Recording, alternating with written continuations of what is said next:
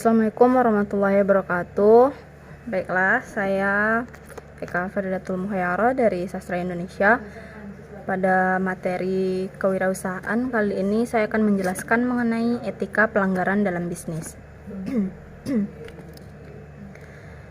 Etika seseorang dan etika bisnis merupakan satu kesatuan yang tidak dapat dipisahkan. Keduanya saling melengkapi dalam mempengaruhi perilaku, baik individu maupun kelompok, yang akan berdampak pada perilaku organisasi dalam suatu perusahaan.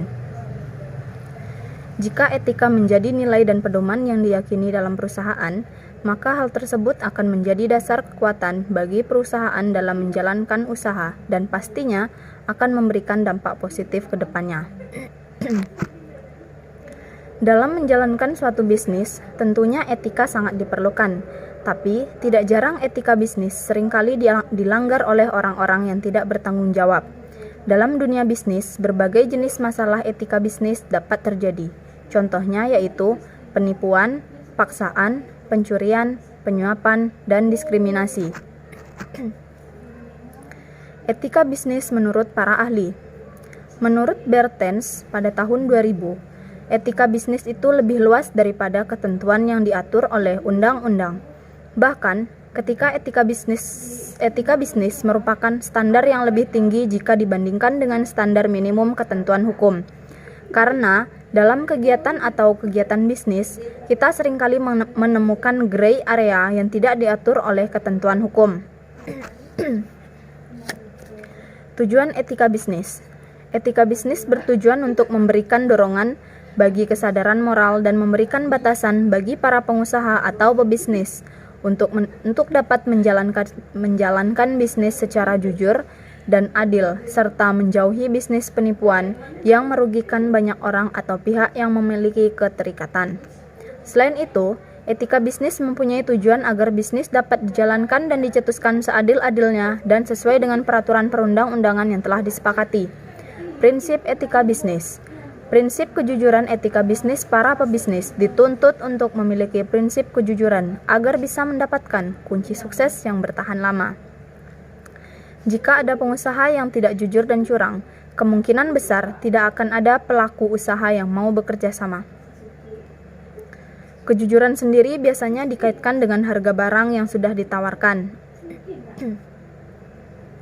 Dalam menjalankan bisnis secara modern, kepercayaan konsumen sangatlah penting. Oleh karena itu, para pelaku bisnis didorong untuk memberikan informasi yang nyata kepada konsumen.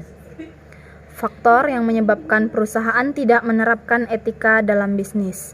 1. Mementingkan keperluan pribadi. Sikap serakah yang dimiliki seseorang dapat menjadikan ia rela melakukan apapun demi mendapatkan apa yang ia inginkan. Sehingga ia bisa saja melakukan pelanggaran terhadap etika bisnis. Demi memuaskan keinginannya, ia tidak akan memperdulikan apa yang ia lakukan, apakah itu merugikan perusahaan maupun masyarakat.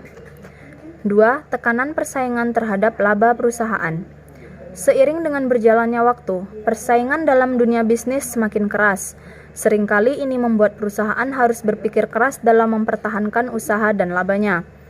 Untuk tetap dapat mendapatkan laba yang diharapkan, perusahaan harus menekan biaya produksi serendah mungkin dan bisa saja bahan-bahan yang digunakan untuk proses produksi adalah bahan-bahan yang tidak layak untuk dipakai. 3. Pertentangan antara nilai perusahaan dengan perorangan. Masalah ini dapat muncul ketika perusahaan ingin mencapai tujuan-tujuan tertentu dengan menggunakan metode-metode baru yang belum ada sosialisasi sebelumnya, sehingga para pekerja tidak dapat menerima hal tersebut. Salah satu contoh kasus pelanggaran etika bisnis yang terjadi yaitu di sektor perhotelan dan restoran. Kita seringkali mendengar kasus ditemukannya ikan yang mengandung bahan formalin dan boraks. Kedua bahan ini sangat berbahaya bagi kesehatan manusia jika dikontaminasikan dengan bahan makanan, apalagi dikonsumsi secara terus-menerus. Akibat ketidaktahuan bagi yang mengkonsumsinya, hal ini dapat menimbulkan kemungkinan besar timbulnya sel-sel kanker pada tubuh manusia dan pada akhirnya dapat menyebabkan kematian. Ada pula daging dari sisa hotel atau restoran yang kemudian diolah kembali yang dikenal dengan sebutan daging limbah. Percaya atau tidak percaya, hal ini memang terjadi di Indonesia dan pelaku yang melakukan pengolahan terhadap daging limbah ditemukan dan ditangkap. Dalam pengakuannya, pelaku menjelaskan tahapan-tahapan yang ia lakukan untuk mengelola daging limbah tersebut sampai akhirnya memasarkannya kepada masyarakat. Hal yang lebih mengejutkan adalah pelaku telah melakukan praktik kriminal tersebut selama 5 tahun. Bayangkan berapa banyak orang yang telah mengkonsumsi makanan yang tidak layak dikonsumsi tersebut. Demikian materi etika pelanggaran bisnis. Saya akhiri. Assalamualaikum warahmatullahi wabarakatuh.